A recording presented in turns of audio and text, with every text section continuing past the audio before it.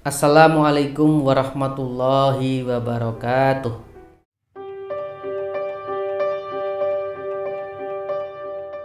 Alhamdulillahirabbil alamin.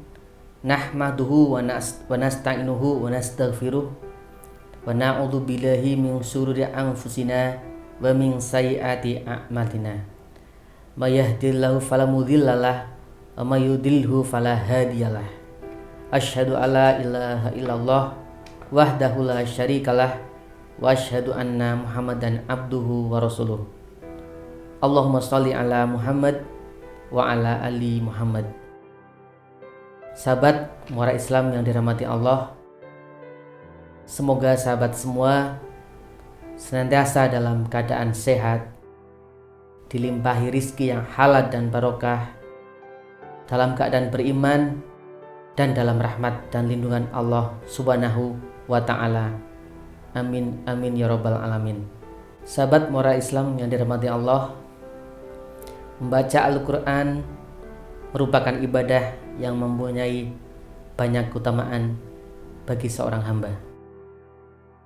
Dikutip dari buku Tajwid Lengkap Asy-Syafi'i karya Abu Ya'la Qurnaidi, berikut 5 keutamaan membaca Al-Quran. Yang pertama, perniagaan yang tidak akan merugi. Allah berfirman dalam surat Fatir ayat 29 dan 30 yang artinya, sesungguhnya orang-orang yang selalu membaca kitab Allah, Al-Quran, dan melaksanakan sholat, menginfakkan sebagian rizki yang kami anugerahkan kepadanya dengan diam-diam dan terang-terangan, mereka itu mengharapkan perdagangan yang tidak akan merugi, agar Allah menyempurnakan pahalanya kepada mereka dan menambah karunia-Nya. Sungguh Allah Maha Pengampun dan Maha Bersyukur. Dalam ayat ini Allah menjanjikan kepada ahlul Quran, para pembaca Al-Quran yang mengamalkannya, pahala yang besar, dan Dia memberikan tambahan kepada mereka karunia yang tidak diketahui besarnya kecuali hanya oleh Allah Subhanahu wa ta'ala. Sungguh beruntunglah orang-orang yang disifati sesuai dengan ayat tersebut.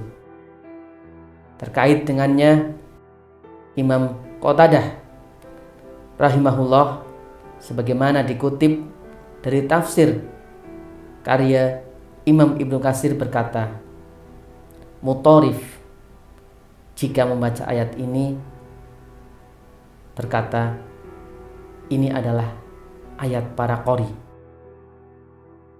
Dalam kitab tafsirnya, Imam Al-Qurtubi berkata tentang ayat di atas, ini adalah ayat para qori yang mengamalkan isinya dan memahaminya.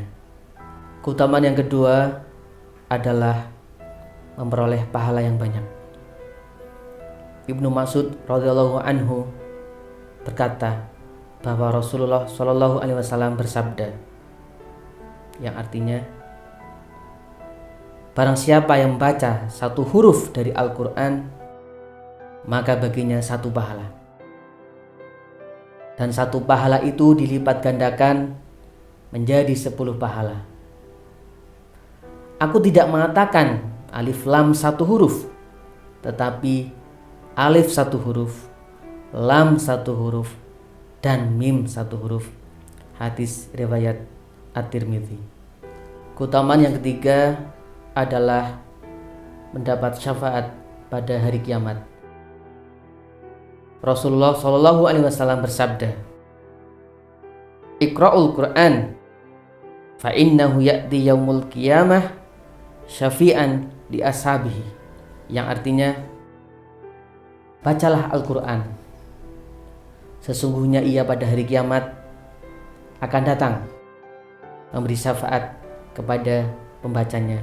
Hadis riwayat Muslim. Keutamaan yang keempat adalah sebagai kebaikan bagi pembacanya. Hal ini berlaku baik bagi yang sudah mahir maupun yang masih terbata-bata. Rasulullah Shallallahu Alaihi Wasallam bersabda, orang yang mahir membaca Al-Quran, maka dia bersama-sama dengan malaikat yang mulia dan taat.